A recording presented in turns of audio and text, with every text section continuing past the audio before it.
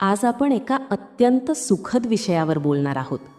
जेव्हा आपली भक्ती फळाला येते तेव्हा ती अदृश्य ईश्वरीय शक्ती आपल्या अवतीभवती वावरू लागते आणि तिच्या अस्तित्वाचे काही खास संकेत देते.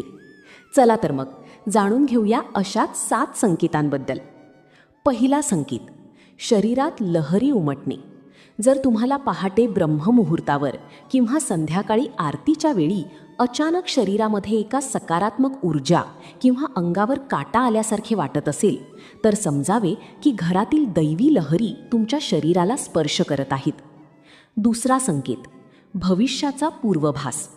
अनेकदा एखादी घटना घडण्यापूर्वीच आपल्या मनाला त्याचा अंदाज येतो आणि नंतर हुबेहूब तसंच घडतं. जर तुमची अंतःप्रेरणा इतकी तीव्र असेल तर ईश्वरी कृपेने तुम्हाला हा पूर्वभास होत असतो. तिसरा संकेत, संकटातही अचल विश्वास.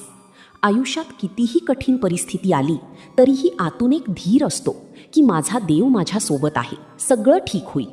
संकटातही देवावरचा विश्वास कमी न होणे हाच सर्वात मोठा संकेत आहे. चौथा संकेत, घरातील शांतता.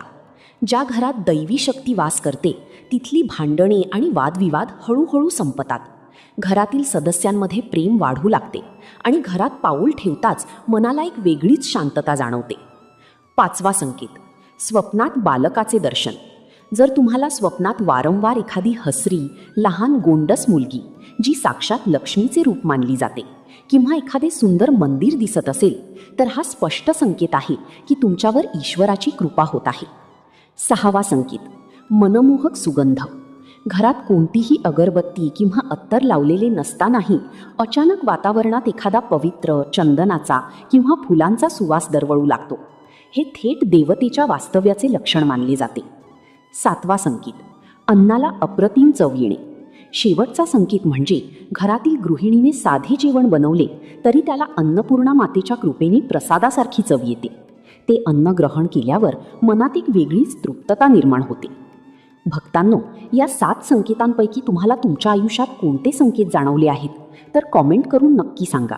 आणि स्वामी माझ्या पाठीशी असेच खंबीरपणे उभे राहा असं कॉमेंट बॉक्समध्ये नक्की लिहा. व्हिडिओ आवडला असल्यास लाईक आणि शेअर नक्की करा. श्री स्वामी.